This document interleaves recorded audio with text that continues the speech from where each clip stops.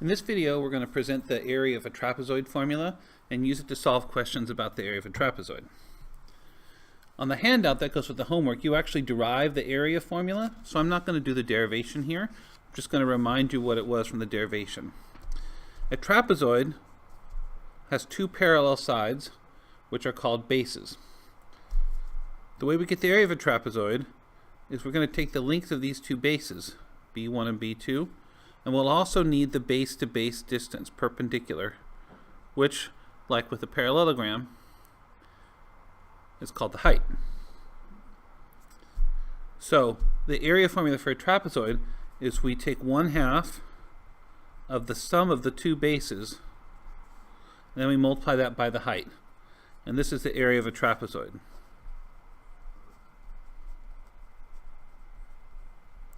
As with the parallelogram, this height can be slid from side to side.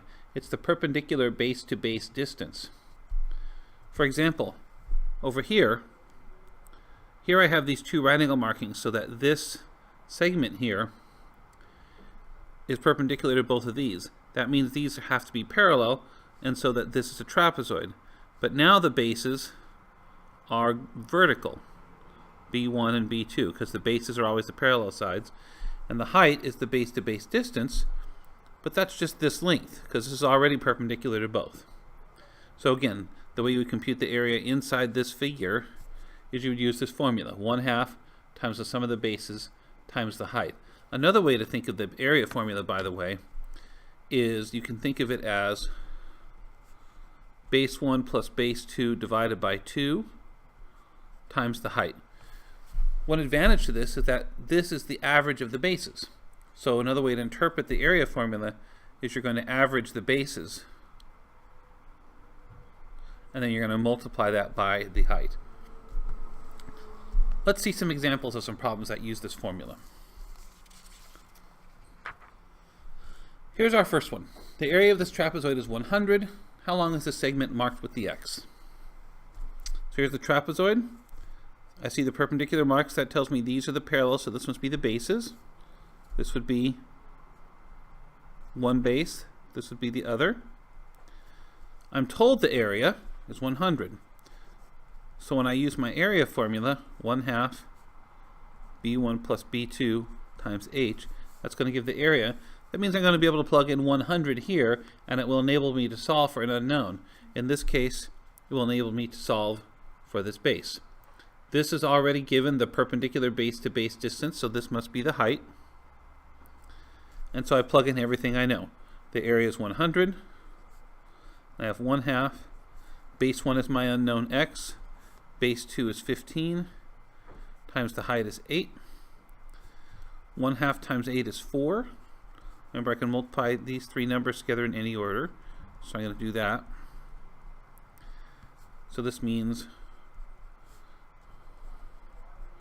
100 is 4x plus 60. Subtracting 60 gives me 4x is 40, so x is 10.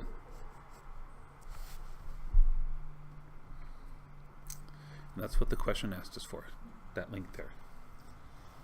Next example. What is the area of this trapezoid?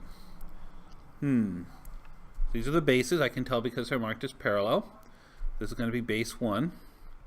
This is going to be base 2. By the way, it doesn't matter if I call this base 2 and base 1, because in the formula, 1/2 B1 plus B2 times H, that gives the area. I could switch these numbers and it wouldn't make any difference because it doesn't matter what order we add. Unfortunately, I'm not told the height. Remember, this is slanting. There's no guarantee it's perpendicular. In fact, we're told this meets at a 24-degree angle, so they're not perpendicular. So we can draw the height anywhere we like in this figure, as long as it's base-to-base distance. But in problems involving angles, it's almost always best to put in the height so that makes a right triangle, so that you can do trigonometry with this angle here. So be careful. This is not 20.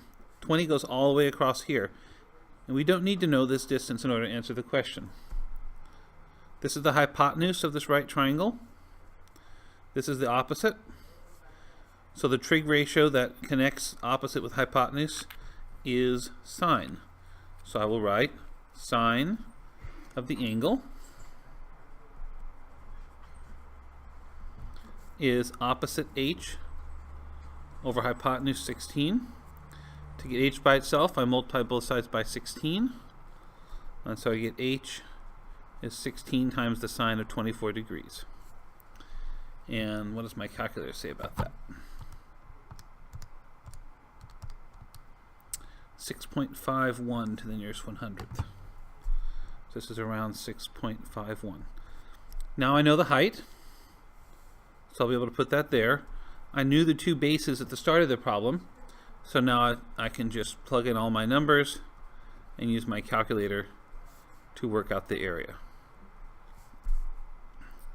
So this is 1/2 times 12 plus 20 is 32 times 6.51. Half of 32 is 16, so I'm going to do 16 times 6.51, and the area is around 104. No units are given, so I'm just going to give the pure number, 104. If these were in some sort of units, these would be square units. Our third example. Another trapezoid, and we want to know the area of this one. Well, let's see here. What do we know? 7, 7, 7. These appear to be parallel, and the fact that this line is perpendicular to both tells us that these are the parallel sides. So one of these is going to be base 1, one of these is going to be base 2. Height is perpendicular base to base distance. I'm not told that. I'm told this. So again, I'm going to follow my strategy of making right triangles, see what I can do with it. So I'll put in a perpendicular mark here.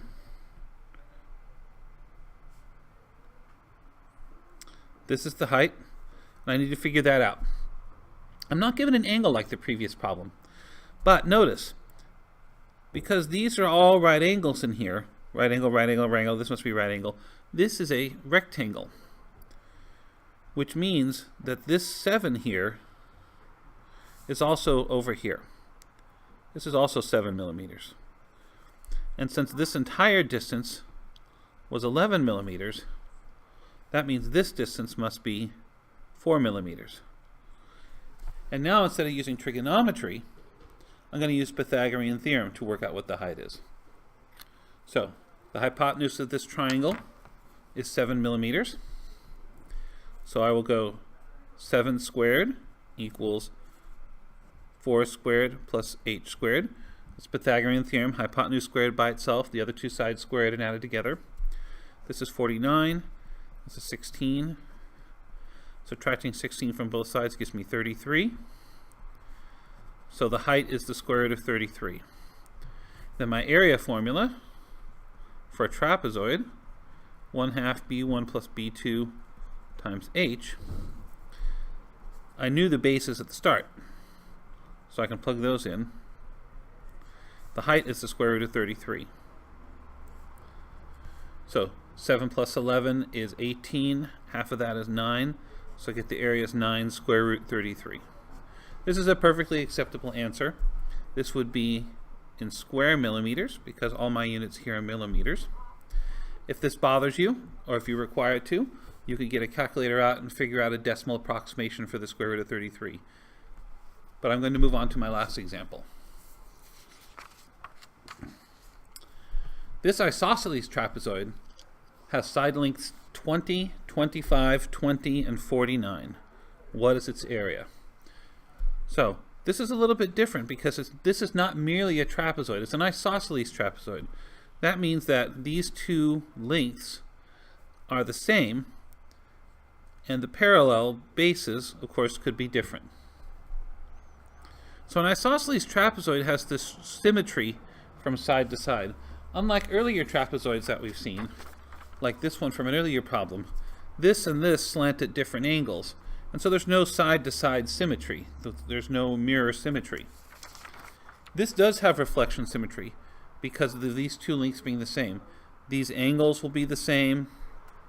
There's a lot of symmetry here. And we're going to exploit that symmetry in order to answer the problem. So we have to know how to put these lengths onto here. But remember, in an isosceles trapezoid, two lengths are the same. So those must be the 20s. These must be both 20.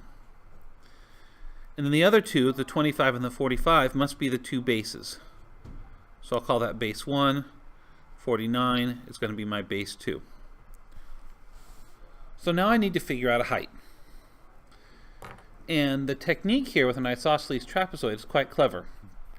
We use the symmetry of the trapezoid in order to help us figure out the height. Normally I would just put in a single height.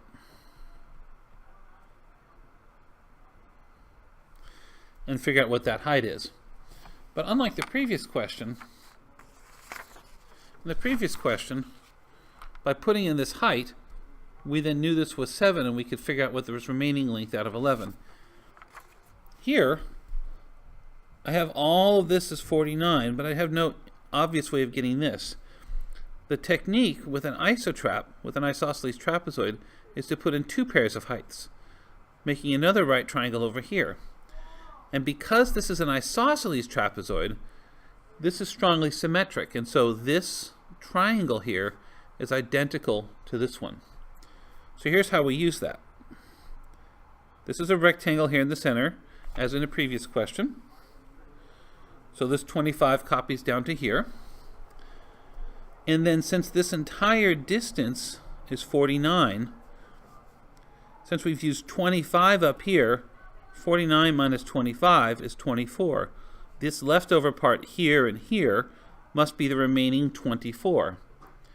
But since these triangles are the same, because it's an isosceles trapezoid, that must be split evenly. So this must be 12, and this must be 12. 12 plus 12 is 24, and then adding the 25 gives us the full 49. And then we'll be able to proceed as in the previous example. Now we have two sides of this right triangle, so we will be able to use the Pythagorean theorem to figure out the height, and then we will be able to get the area of the trapezoid. So let's finish up. This has hypotenuse 20. So the Pythagorean theorem tells me this.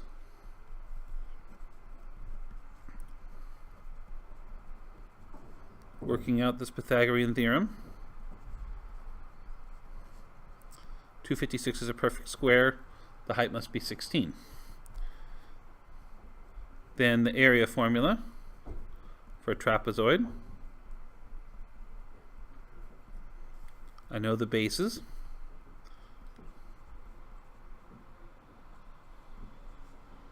(25) and 49. I just determined the height was 16. And I can punch all of this into my calculator in one fell swoop. 1/2 is 0.5.